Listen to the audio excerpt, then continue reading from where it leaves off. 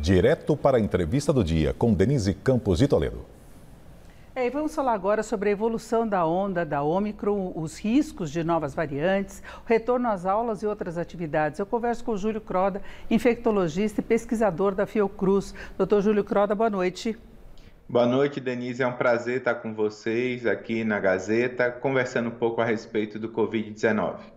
Pois é, nós estamos vendo na Europa, por exemplo, a liberação de algumas atividades, corte de restrições. Aqui no Brasil, notícias de uma redução do ritmo de contágio da Ômicron, só que ao mesmo tempo a gente tem as notícias de uma subvariante, né? Tem uma numeração aí, eu queria até confirmar como é que a gente fala, é BA.2, né, que seria essa subvariante. Ela pode reforçar a onda, ela aumenta o risco de reinfecção, o que se sabe até agora?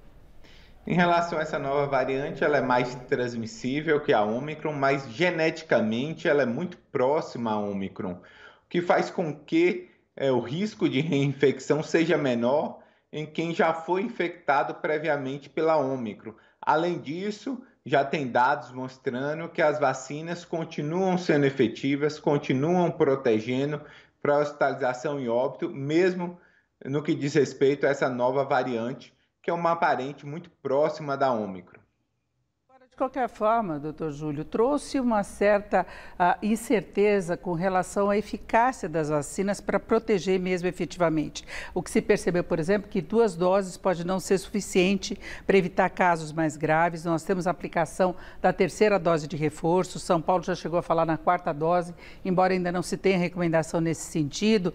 Mas se imaginava, por exemplo, que da forma como se alastrou a Ômicron e mais o avanço da vacinação, que foi importante aqui no Brasil, se poderia garantir uma imunidade maior. E na prática a gente vê que isso não está acontecendo, não é? Com a nova variante Ômicron, houve uma queda da proteção, principalmente para a doença sintomática, mas a proteção continua bastante elevada, mesmo com 2 doses de vacina, em pessoas mais jovens que receberam essa vacina há menos de 5 meses, ou seja, que receberam a 2ª dose há menos de 5 meses. Para os idosos, se faz necessário, sim, a dose de reforço. Isso é muito importante, aumenta a proteção de 59% para 95% em pessoas acima de 50 anos, dados do Reino Unido. Então, a 3ª dose recente é super importante. E, eventualmente, uma 4ª dose, sim, por que não? Se esse idoso tomou essa vacina há muito tempo. Agora, tem alguma possibilidade de chegarmos ao índice de imunidade maior com relação ao coronavírus? Porque se chegou a pensar na possibilidade de ser uma situação mais ou menos como a gripe, que ela existe, ela pode ter casos graves, mas com vacinação anual as pessoas têm mais proteção, mesmo que surjam variantes. O coronavírus está dando a impressão de que não vai ocorrer da mesma forma, não é? Denise, a gente vê uma queda da letalidade, né? A Covid-19 já teve uma letalidade 10 vezes maior, a 20 vezes maior que da influenza. Atualmente está 2 vezes maior do que a influenza. E isso graças à vacinação, à imunização e também pessoas que se infectaram. A combinação de vacinação com infecção, gera imunidade e gera proteção para as formas graves, hospitalização e óbito. Covid-19 ele se comporta parecido com a influenza, né? Quando surgiu o H1N1 em 2009, a letalidade era de 6% e hoje é de 0,1%. Então, o Covid, ao longo desses 2 anos, tem reduzido a sua letalidade, já é apenas 2 vezes maior do que a influenza e por isso que existe essa discussão da Covid virar uma endemia, porque o impacto em termos de hospitalização e óbito, cada dia que passa, é menor. O problema é que as variantes que surgem têm mais capacidade de contágio e ainda de gravidade para quem não está vacinado ou que tem 2 doses ou que tem alguma comorbidade, não é? Então, daí vem essa preocupação com relação a riscos contínuos. Exato. Quem não está vacinado tem risco elevado de hospitalização e óbito. Quem está vacinado, não. Tem um risco bastante reduzido de hospitalização e óbito. Isso que vai acontecer ao longo do tempo.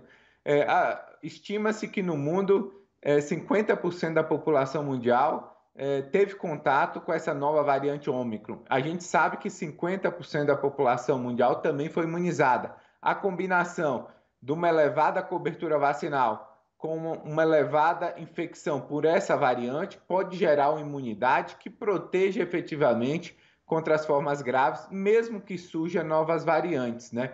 Porque a resposta para a proteção de hospitalização em óbito é a resposta celular, e ela é mais preservada e mais duradoura que a resposta em termos de anticorpo, que é essa que nos previne para infecções leves. Doutor Júlio, quanto à retomada das atividades, temos agora volta às aulas, com o início ainda, a gente pode falar assim, da vacinação das crianças acima de 5 anos, mas tem só a segunda dose, ainda não chegou ao estágio de reforço, os adolescentes também, né? E temos outras atividades, foi suspenso o carnaval, mas a gente tem bares, restaurantes, shows, tudo isso funcionando com as pessoas próximas e em situações que não usam máscara. Isso pode prolongar essa onda da Ômicron ou se chega a uma imunidade maior? Porque a gente também questiona, muita gente fala sobre isso, desse contato que se tem de pessoas que têm uma imunidade maior apenas com a vacinação, não é? O que a gente vai observar é o impacto, né? Nossa cobertura de terceira dose no Brasil não é tão elevada como os países da Europa. A onda no Brasil vai se comportar muito, provavelmente bastante similar a outros países.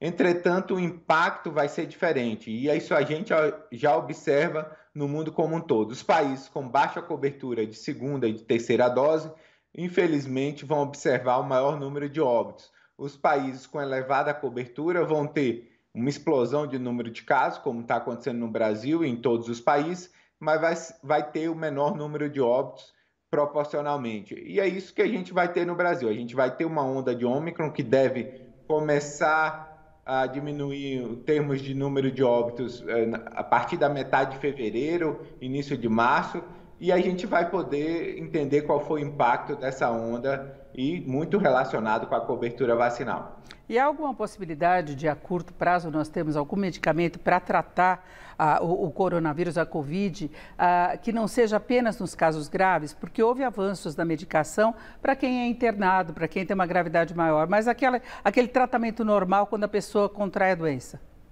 Sim, nós temos tratamentos orais, né, já da Pfizer e da própria Merck, que foram já aprovados nos Estados Unidos e já estão disponíveis lá para tratamento, principalmente das pessoas muito idosas, pessoas com comorbidade, que têm risco de hospitalização e óbito. Então, portanto, não é indicado apenas para pacientes hospitalizados. Eventualmente, pode ser usado anticorpos monoclonais no sistema privado de saúde. Já existe alguma iniciativa de introduzir esses medicamentos nos protocolos do atendimento dessa população específica, mas a gente não vê nenhum movimento do SUS para a incorporação dessas tecnologias, que seria muito útil, principalmente para aqueles pacientes que têm alguma imunossupressão, que são transplantados, que utilizam drogas imunomoduladoras, que a vacina, mesmo a vacina sendo dada de forma regular, não produz uma resposta imune muito robusta.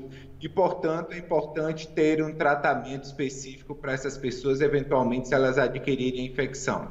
Agora, com a dificuldade de testagem que nós ainda temos aqui no Brasil, há uma certa confusão em relação aos sintomas. E há pouco nós conferimos numa matéria aqui no Jornal da Gazeta que o uso, por exemplo, de corticoide pode agravar sintomas do coronavírus. Então, o Brasil ainda convive com essa dificuldade, não é?